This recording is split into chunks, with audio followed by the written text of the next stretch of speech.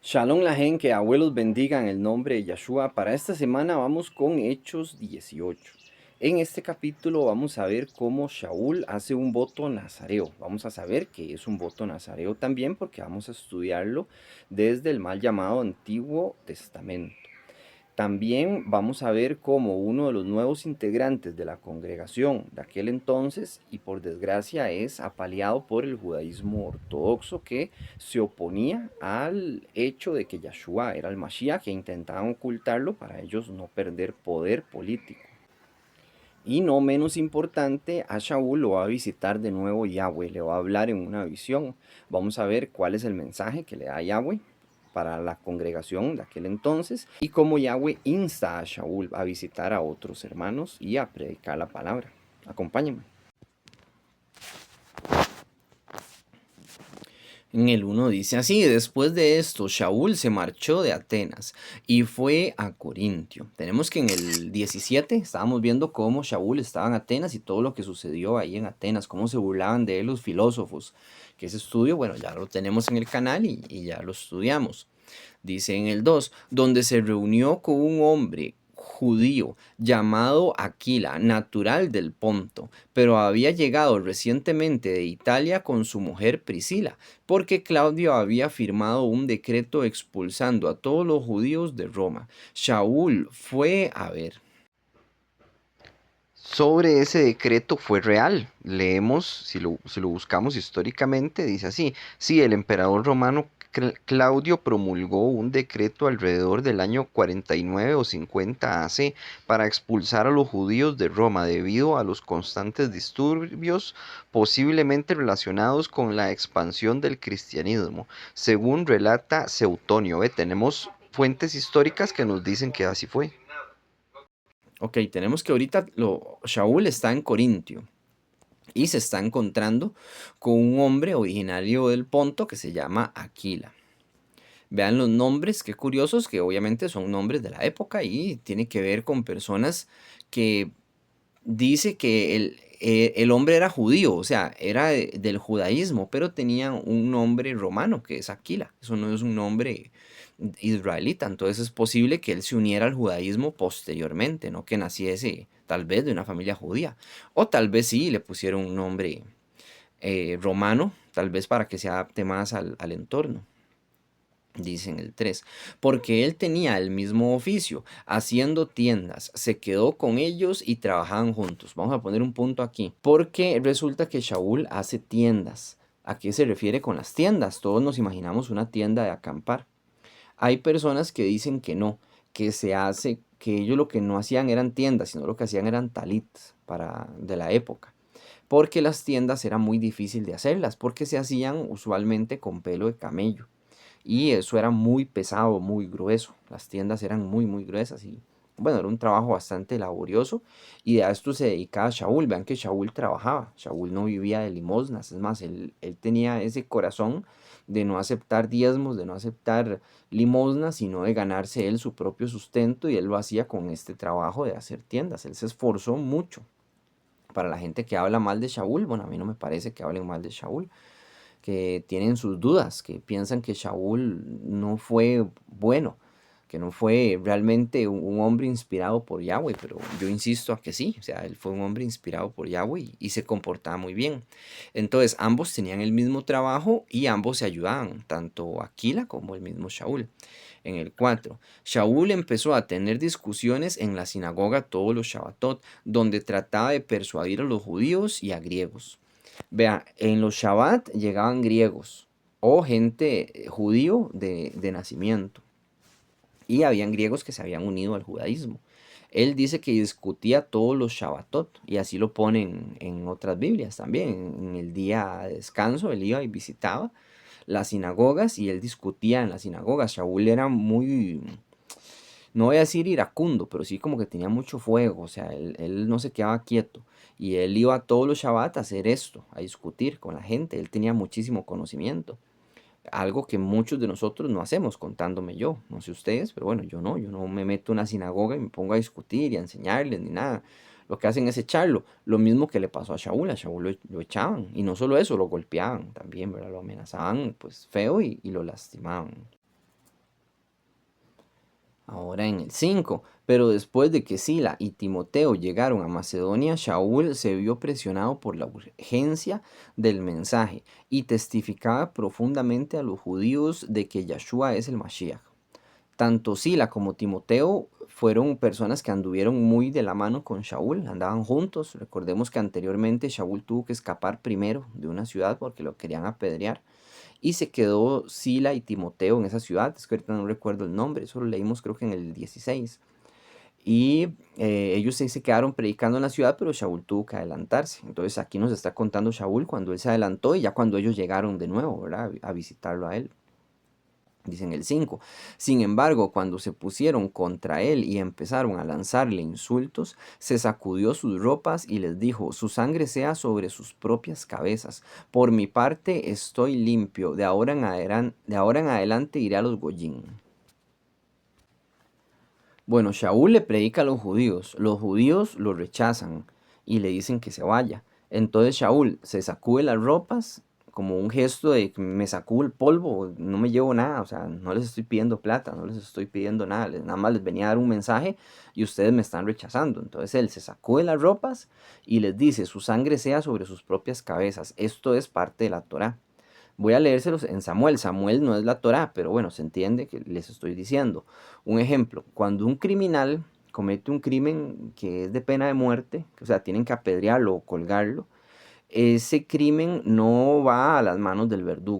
Digamos que usted o yo somos verdugos y una persona cometió un acto atroz, no voy a decir cuál, pero bueno, ustedes imagínense un acto atroz, que hoy en día les dan cárcel nada más y después los vuelven a sacar, que no es correcto.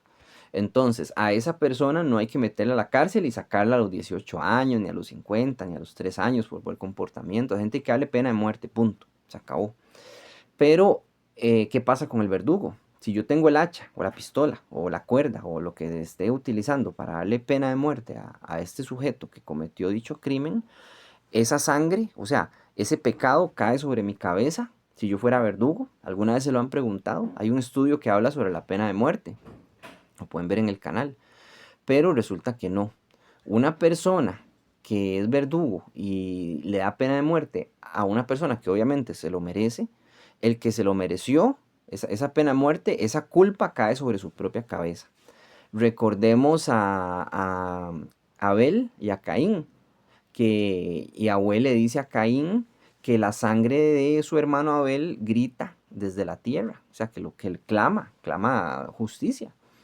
Y Yahweh castiga a Caín y le pone una marca y bueno, y todo lo que sucede con Caín, que ustedes ya lo conocen. Pero un ejemplo, en este caso con Caín, la sangre de Abel está clamando justicia. Pero en el caso de un criminal, cuando muere, cuando se le da pena de muerte o etcétera, o uno se defiende y por desgracia la persona muere, siempre y cuando sea un crimen de muerte, ¿verdad? Mucho cuidado. Pero bueno, si se diese eso, la culpa cae sobre la cabeza de la persona que cometió el crimen. Otro ejemplo, si entra alguien con un arma a su casa y pretende quitarle la vida, o en la calle y pretende quitarle la vida o quitarle las cosas, usted riñe con él y esa persona muere, esa sangre cae sobre la propia cabeza de la persona. No tenga dudas de que la persona que andaba con la pistola robando tiene la culpa y esa sangre cae sobre su propia cabeza. Entonces usted no tiene que preocuparse de haberle quitado la vida a ese criminal X. No digo que es bonito, no digo que es fácil, no digo que vaya, salga a la calle y lo haga, mucho cuidado, ¿verdad? Porque una cosa es la ley de Yahweh, otra cosa es la ley de los hombres, de su país X. Puede que lo juzguen culpable a pesar de que no lo sea. Entonces, cuidado con eso. Y siempre ore y pida a Yahweh guía y no me haga caso a mí. Pero bueno, eso es lo que dice la Biblia, eso es lo que yo les estoy diciendo. Ahora vamos a ver un ejemplo de esos. Tenemos al rey David. Resulta que es largo de explicar, pero estaba el rey Saúl, que era casi como el papá de David, ¿verdad? Y el amigo del rey David, que era Jonathan, que también ese era hijo de Saúl. Y resulta que un hombre, después de una gran batalla, Saúl se quitó la vida realmente, pero él llegó con la corona de Saúl y con el escudo de Saúl o la espada, no recuerdo qué era, y se la dio a David como gran gracia, le dijo que él lo mató, que él mató a Saúl porque Saúl lo andaba buscando a David para matarlo, que él mató a Saúl y que debido a que él mató a Saúl le esperaba una recompensa. Y David le contestó así. Dice en el segundo de Samuel, 1:16, dice, David le dijo, tu sangre está sobre tu propia cabeza, tu propia boca testificó contra ti diciendo, yo maté al ungido de Yahweh. O sea, se refiere a que el ungido de Yahweh era Saúl, ¿verdad? Era ungido por Yahweh como rey y él lo mató y eso es un crimen, eso no se puede hacer. Entonces David le dio pena de muerte, pero dice que la sangre de él sea sobre su propia cabeza. O sea, que la culpa caiga sobre él. Y aquí lo tenemos de nuevo. ¿Dónde lo estamos leyendo? Estamos leyéndolo aquí con Saúl. Saúl dice que se fue a predicar a los judíos, que sacudió su ropa y dijo, su sangre sea sobre su propia cabeza. O sea, yo ya les avisé, la culpa cae sobre ustedes. A mí me ha pasado con cristianos que vienen con su religión X, católica, mormones, lo que sea, y hacen esto mismo, se sacuden los zapatos, ¿verdad? Cuando yo les digo todas las cosas de que la Torah no se ha abolido y demás, ellos se sacuden los zapatos. Entonces es al revés, más bien soy yo el que me tengo que sacudir, no son ellos, porque ellos no tienen ese discernimiento de darse cuenta que la ley no se abolió, ¿verdad? De decir eso es un crimen. Pero bueno, por si algún día les pasa, entonces para que no se sientan ofendidos y entiendan que ellos andan pues en otros caminos que no son los caminos de Yahweh. No se puede hacer más que decirles. Y tampoco hagan ustedes eso. Para mí no hagan eso de sacudirse las ropas. Ustedes simplemente díganle, yo ya le avisé, piénselo, analícelo. Porque si usted sacude las ropas, lo que va a hacer es ofenderlos. Aunque aquí lo hagan en la Biblia, usted no lo haga porque los va a ofender. O sea, más bien se van a endurecer más.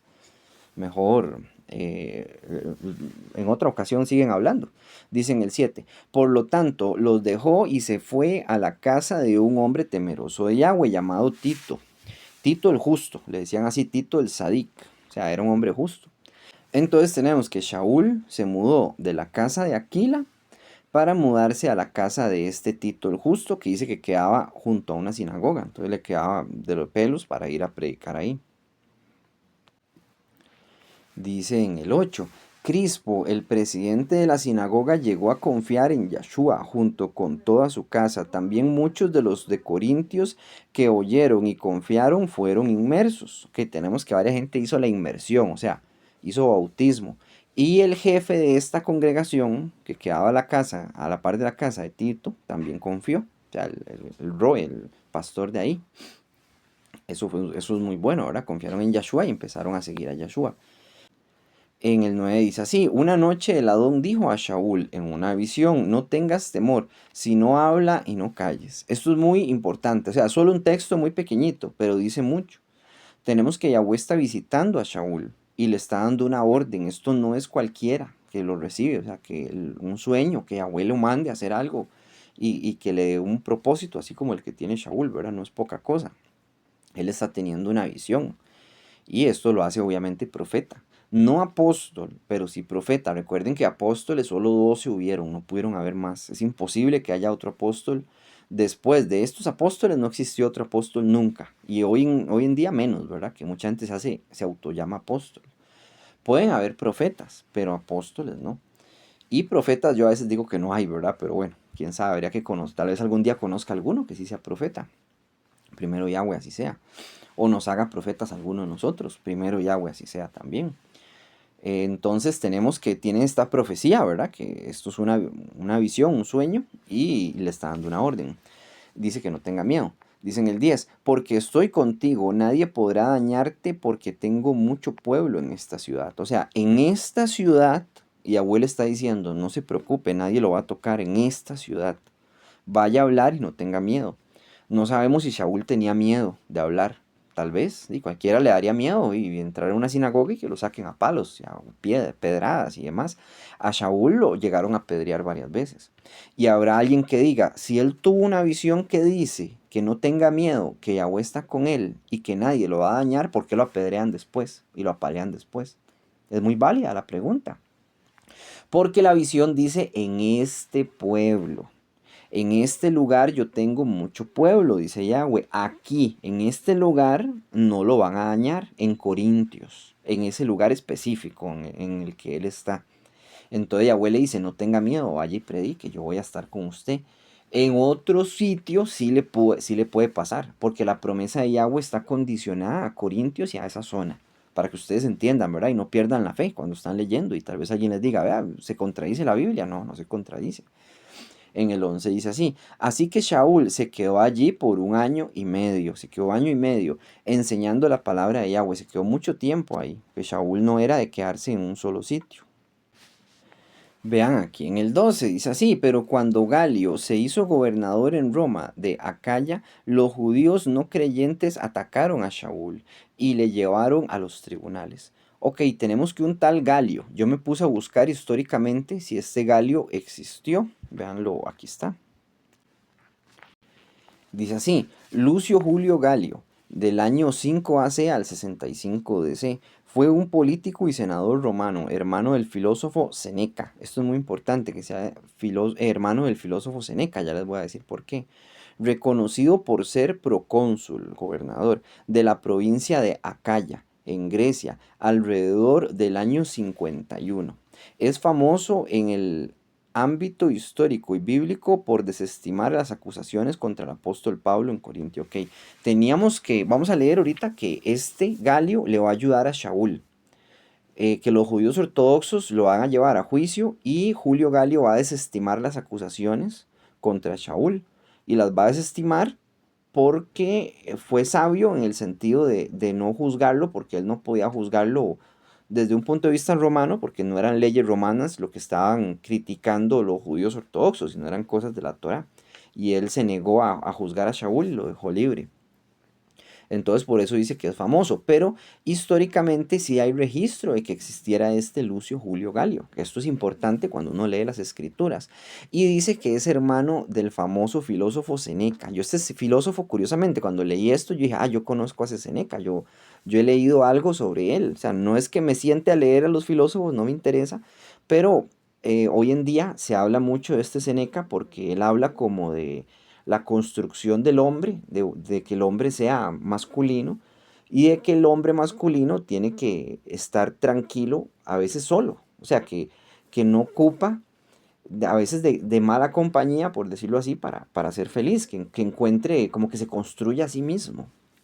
Esos son los principios de él. Veanlo aquí dice, Séneca, principal exponente del estoicismo, este se le conoce como estoicismo romano, enfatizando la gestión de las emociones, o sea, mantener las emociones en calma, la virtud, el uso sabio del tiempo y aceptación del destino. O sea, que uno tiene que aceptar el destino de uno tal y como está, según la filosofía de él. No estoy diciendo que vivan así, ojo, vivan según la Torá, no como dice él. Dice, defendiendo la verdadera riqueza de la satisfacción interna, no la acumulación, o sea, no hacerse multimillonario, sino ser feliz con lo que uno tiene, que eso es, bueno, es sabio, es bonito también. Que el miedo a la pobreza o la muerte es más dañino que las adversidades reales, o sea, que tenerle miedo a ser pobre o a la muerte te daña emocionalmente y estar pensando en que uno se va a morir y que se va a morir y que etcétera, y que uno es pobre y que demás, que eso también le roba a uno la felicidad. Y bueno, hoy en día se habla mucho de este Seneca por las cosas que él enseña, o más claramente enseñaba.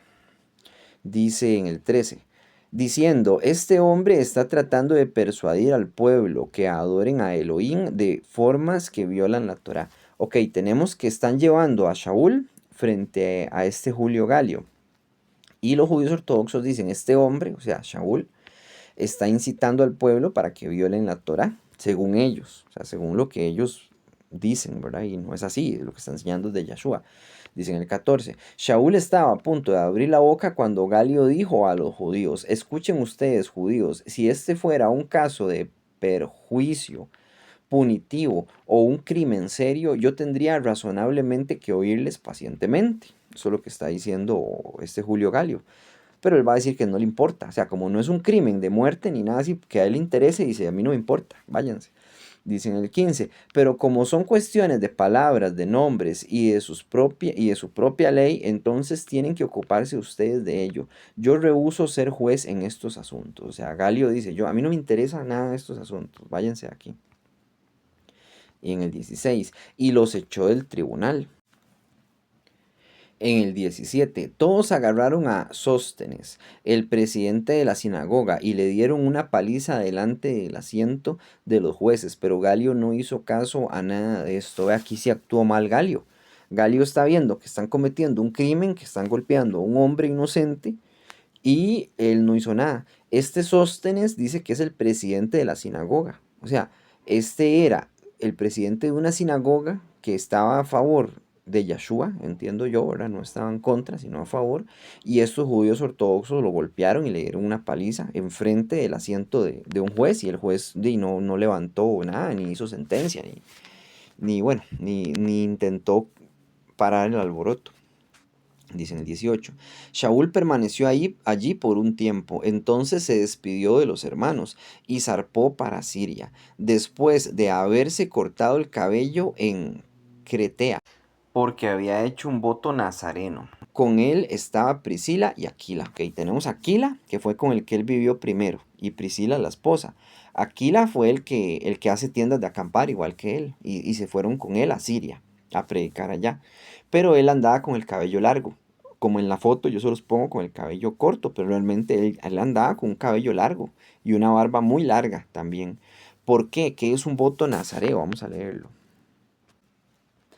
Vean, así en resumen y muy rápido les voy a explicar qué es. El voto es que uno no se puede cortar el cabello, especialmente el cabello, no tanto la barba, pero bueno, es el cabello de la cabeza, no se lo puede bajar.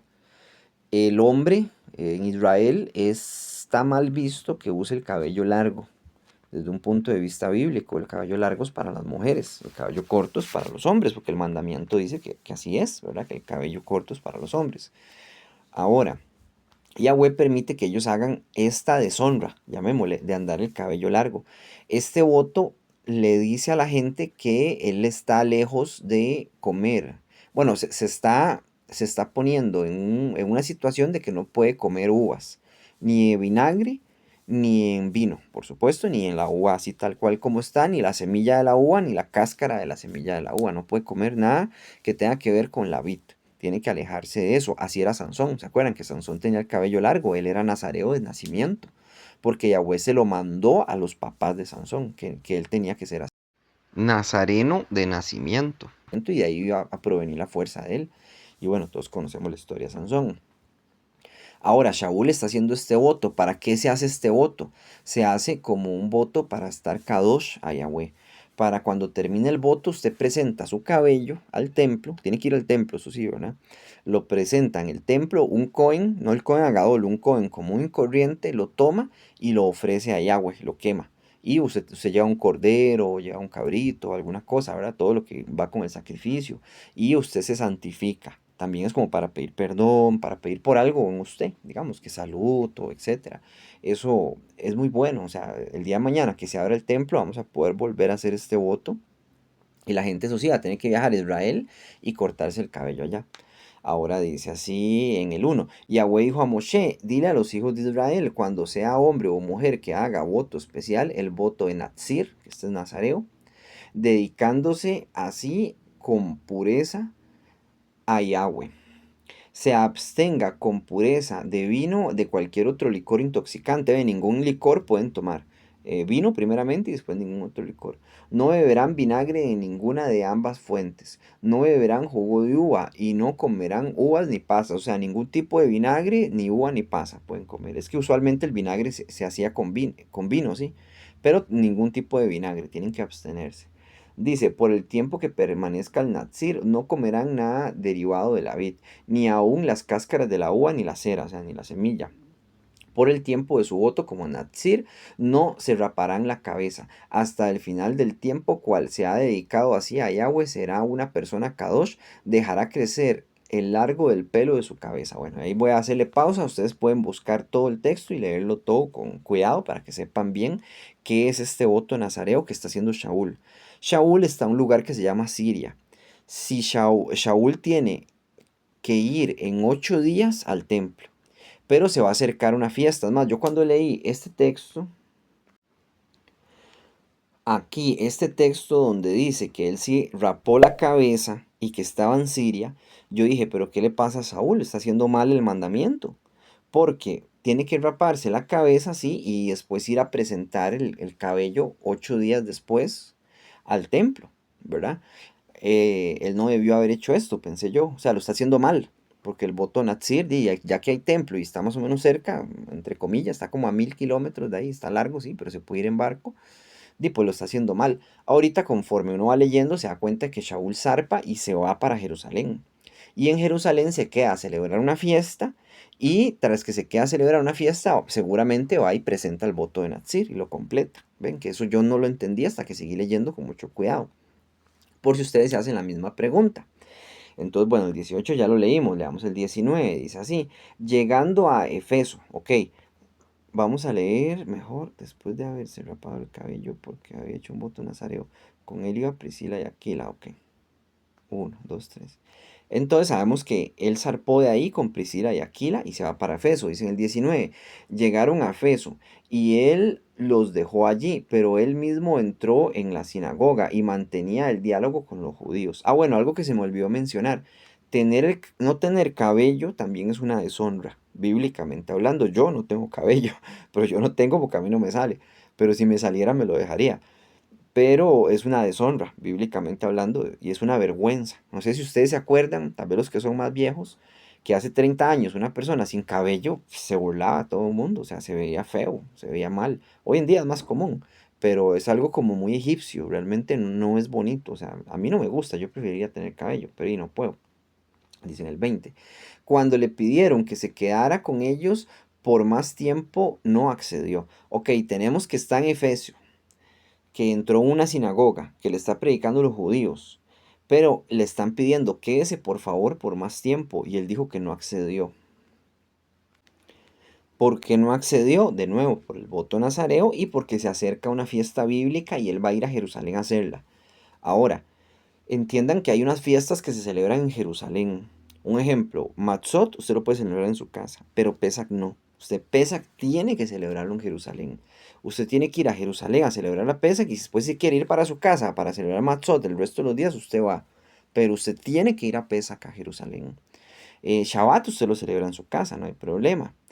Pero, ¿cuál es la otra fiesta que se celebra? La fiesta de los tabernáculos tiene que celebrarla ya, que esa es Sukkot. Y así, hay tres fiestas que se celebran a la fuerza en Jerusalén y punto, ¿verdad? Tiene que ir allá. Y esto es lo que está haciendo Shaul, cumpliendo con este mandamiento, aparte del voto. Dice en el 21. Sin embargo, en su despedida dijo, tengo que guardar la festividad que viene en Jerusalén, pero si Yahweh lo permite, regresaré a ustedes. Y entonces zarpó de Efeso. Ok, él estaba en Efeso, le rogaron, quédese, porfa, quédese predicando. Y él dijo, no, tengo que ir a celebrar la fiesta en Jerusalén. Y punto, ¿verdad? Y él le cumple primero a Yahweh que a la gente de ahí, y es lo correcto. Pero él dijo que si Yahweh lo permite, él iba a regresar a Efeso después. Dice en el 22, después de arribar en Cesarea, subió a Jerusalén y saludó a la asamblea mesiánica allí. Entonces descendió a Antioquía. O sea, él está viajando de un lugar a otro y está saludando a la gente que puede y se va rápido, ¿verdad? Porque tiene que llegar a Jerusalén. Esto también nos dice que Shaul celebraba las fiestas y que las fiestas no se abolieron, eso es obvio, ¿verdad? Yo creo que ya a este punto es obvio. Pero por si alguien les pregunta, entonces ustedes apuntan ese texto y le pueden decir, ¿por qué Pablo, si abolió las fiestas, por qué las hace aquí? ¿Verdad? Muy fácil, está fácil. Dice en el 23, pasó un tiempo allí y después de esto pasó sistemáticamente por la región de Galudya y Frigia, fortaleciendo a todos los Talmeín. Este Galut ya no se dice así, se dice Galacia, realmente. Aquí lo ponen como Galut ya, pero realmente se dice Galacia. Dice en el 24. Mientras tanto, un hombre judío llamado Apolos, nativo de Alejandría, vino a Efeso. Era un orador elocuente, con pleno conocimiento del Tanakh. Aquí nos devolvemos a Efeso a hablar de este hombre que tiene mucho conocimiento del Tanakh, que se llama Apolo. De nuevo, un nombre grecorromano, ¿no? Vamos a ver cuál era el 24, seguimos al 25. Dice así, es, este hombre había sido informado acerca del camino de Yahweh y con gran furor en el Ruach habló y enseñó con exactitud las verdades acerca de Yahshua, pero solo sabía sobre la inmersión de Johanán. Este hombre, este Apolo fue inmerso, o sea, hizo tevilá, hizo bautismo con Johanán el inmersor, que este es Juan el Bautista. Él hizo inmersión y él recibió el Ruach ahí y sabía mucho del Tanaj y algo sabía de Yahshua, pero no sabía bien de Yahshua. Él no había recibido eso. Entonces, tanto Priscila y Aquila le van a explicar. Dice en el 26, empezó a hablar con la audiencia en la sinagoga, pero cuando Priscila y Aquila le oyeron, le llevaron aparte y le explicaron las sendas de Yahweh en detalle. Cuando hizo planes para pasar a Acaya, los hermanos le animaron y le escribieron a los talmidín de allí para que le dieran la bienvenida. Cuando llegó, en gran manera ayudó a los que por medio de la misericordia habían venido a confiar. Ok, tenemos que este Apolo era excelente orador y sabía un montón de Torah, sabía muchísimo. Y Aquila y Priscila le hablaron de Yahshua y le dijeron que por favor fuera a Acaya, que se regresara a Acaya. Pero esto debe ser algo que Shaul escribió después, porque Shaul no estaba en Efeso en este momento, ya él se había ido, ya había partido a Jerusalén. Ahí va de camino a Jerusalén. Entonces, ahí termina el estudio. Espero que les haya gustado y les haya servido. Vamos a hacer una oración. Dice, bendito seas mi Elohim Yahweh por este día, bendito seas por los alimentos que nos da siempre, mi Señor, porque nos mantienes con vida, con inteligencia. Danos de tu Ruach HaKodesh, mi Elohim, para entender más de tu palabra. Llénanos de alegría, mi Elohim, y nosotros todos los que estudiamos tu Torah, hasta los que no están escuchando este audio, mi Señor, te pido que los que estudiamos Torah sigamos el camino correcto para poder entrar en tu reino, en el nombre de Yahshua al-Mashiach. Amén. Ahora los dejo con una canción. Esta canción se llama Inevitable. Espero que les guste. Que abuelos bendigan el nombre de Yahshua. Shalom, Ubrajot, paz y bendiciones. Eres más que un amigo, más que un hermano, el padre de mis padres, el rey de los reyes. Eres Yahweh, que es el tiempo, más que un concepto frente a tus ojos, que es la vida más que la estela de un suspiro tras tus palabras. Un ser imperecedero que puede ver más allá del velo de la eternidad, porque una promesa no se puede quebrantar, porque tu palabra no se puede menospreciar, porque lo inevitable no se puede parar, porque nuestra vida indudablemente se va a acabar. Mas mi Elohim Yahweh, yo sé que tú nos vas a volver a levantar. Frente a ti el universo es un lago oscuro y diminuto, las estrellas pequeños orbes que flotan perdidamente en su negrura, pero la tierra una gota de agua brillante, azul muy azul como una piedra de topacio, que gira y gira despacio en el centro de toda la creación. En el centro de toda la creación. Hermosa, muy querida, muy llena de vida, perla que brilla en lo profundo de la nada. Amas a cada uno de los diminutos seres que han caminado por ella. Conoces hasta el más mínimo de nuestros pensamientos, ves gratamente nuestros adentros. Tú eres amor incondicional, mi Melec que va a volver todo normal, en donde el mal actual ya no va a tener su lugar. Ansiosamente esperamos el día de tu regreso, en que este grave mal se acabe, porque una promesa no se puede quebrantar, porque tu palabra no se puede menospreciar, porque lo inevitable no se puede parar, porque nuestra vida indudablemente se va a acabar. Mas mi Elohim Yahweh, yo sé que tú nos vas a volver a levantar.